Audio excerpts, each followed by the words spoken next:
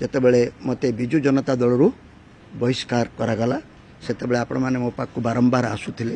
ମୁଁ ସେ ବିଷୟରେ କିଛି କହୁନଥିଲି। ଇତିମଧ୍ୟରେ ବିଜୁ ଜନତା ଦଳ ପ୍ରଥମ ଥର ପାଇଁ ପରାଜୟର ସ୍ୱାଦ ଚାଖିଛି। ମୁଁ ବିଜୁ ଜନତା ଦଳରେ ଥିଲାବେଳେ ଅନେକ ସମୟରେ ମାନ୍ୟବର ମୁଖ୍ୟମନ୍ତ୍ରୀଙ୍କୁ ଅନେକ କଥା କହିବାକୁ ଚେଷ୍ଟା କରିଥାଏ। ପ୍ରଥମ କେତେ ବର୍ଷ ମୁଖ୍ୟମନ୍ତ୍ରୀଙ୍କ ସହିତ ଦେଖା ସାକ୍ଷାତ କରିବାର ସୁଯୋଗ ମିଳୁଥିଲା, କିଛି ପରାମର୍ଶ ନିଆ ଦିଆ ହେଉଥିଲା। କିନ୍ତୁ ପରବର୍ତ୍ତୀ ସମୟରେ ଧୀରେ ଧୀରେ ମାନ୍ୟବର ମୁଖ୍ୟମନ୍ତ୍ରୀ ଏକୁଟିଆ ହୋଇଗଲେ ବା ତାଙ୍କର ଏମଏଲଏ ହୁଅନ୍ତୁ ବା ସହଯୋଗୀ ହୁଅନ୍ତୁ ଅନ୍ୟ କେଉଁମାନଙ୍କ ସହିତ ସେଭଳି ବାର୍ତ୍ତାଳାପ କରିବାର ବା ପରାମର୍ଶ ନେବାର ସୁଯୋଗ ରହିଲା ନାହିଁ, ଯାହାର କୁପରିଣାମ ବର୍ତ୍ତମାନ ନିଜେ ମୁଖ୍ୟମନ୍ତ୍ରୀ ଭୋଗୁଛନ୍ତି ବୋଲି ମୁଁ କହିଲେ ଅତ୍ୟୁକ୍ତି ହେବ ନାହିଁ। ମୁଁ ଯେତେବେଳେ ବିଜୁ ଜନତା ଦଳରେ ଯୋଗ ଦେଇଥିଲି ସେତେବେଳେ ମାନ୍ୟବର ମୁଖ୍ୟମନ୍ତ୍ରୀ ଗୋଟିଏ ଶବ୍ଦ କହିଥିଲେ, mister Patnaik will be an asset for our party. ଯେଉଁ ବ୍ୟକ୍ତିଟି ତାଙ୍କ ଦଳ ପାଇଁ ସମ୍ପତ୍ତି ଥିଲା ହଠାତ୍ କିପରି ସେ ବିପତ୍ତି ହୋଇଗଲା, ଲାୟବିଲିଟି ହୋଇଗଲା, ଏବେ ପର୍ଯ୍ୟନ୍ତ ମୁଁ ବୁଝିପାରୁନାହିଁ। କିନ୍ତୁ ନିର୍ବାଚନ ଫଳାଫଳରୁ ଅନୁମାନ କଲେ ଜଣାପଡ଼ିବ ମୁଖ୍ୟମନ୍ତ୍ରୀଙ୍କର ଯାହା ଲାୟବିଲିଟି ବୋଲି କହୁଥିଲେ ତାହା ପ୍ରକୃତରେ ଲାୟବିଲିଟି ନୁହେଁ। ସେ ବୋଧେ ସତ କଥା କହିବାଟାକୁ ବୋଝ ମଣିଲେ।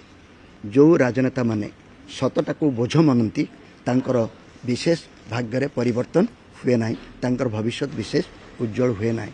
ମୋତେ ଯଦି ଗୋଟିଏ ବାକ୍ୟରେ ନବୀନ ବାବୁଙ୍କର ପରାଜୟର କାରଣ ସମ୍ପର୍କରେ କିଏ ପଚାରିବାକୁ ଚାହେଁ ମୁଁ କେବଳ ଏତିକି କହିବି, ସତକୁ ଯିଏ ବୋଝ ମଣେ ସେ ବିଶେଷ ଦିନ ତିଷ୍ଠିପାରେ ନାହିଁ ଏହି ରାଜନୈତିକ ବ୍ୟବସ୍ଥା ଭିତରେ।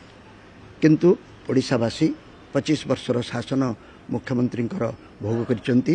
ତାଙ୍କର ଏବେ ଆଦେଶ ହେଉଛି ମାନ୍ୟବର ମୁଖ୍ୟମନ୍ତ୍ରୀ ବିରୋଧୀ ଦଳରେ ଯାଇ ବିରୋଧୀ ଦଳର ଭୂମିକା ନିର୍ବାହ କରନ୍ତୁ।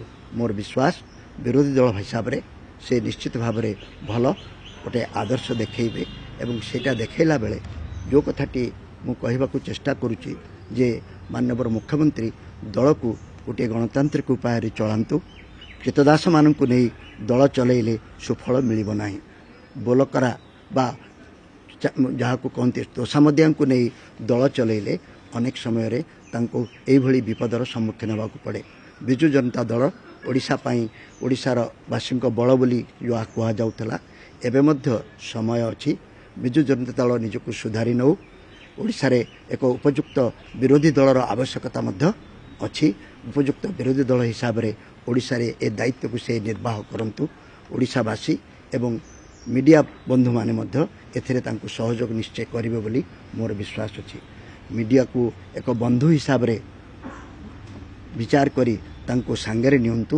ମିଡ଼ିଆର ଆଲୋଚନାକୁ ଆଦୌ ଓଲଟା ଅର୍ଥରେ ନିଅନ୍ତୁ ନାହିଁ। ମିଡ଼ିଆକୁ କରାୟତ୍ତ କରିବା ପାଇଁ ନିଜର ଚାମଚା କରିବା ପାଇଁ ଚେଷ୍ଟା କରନ୍ତୁ ନାହିଁ।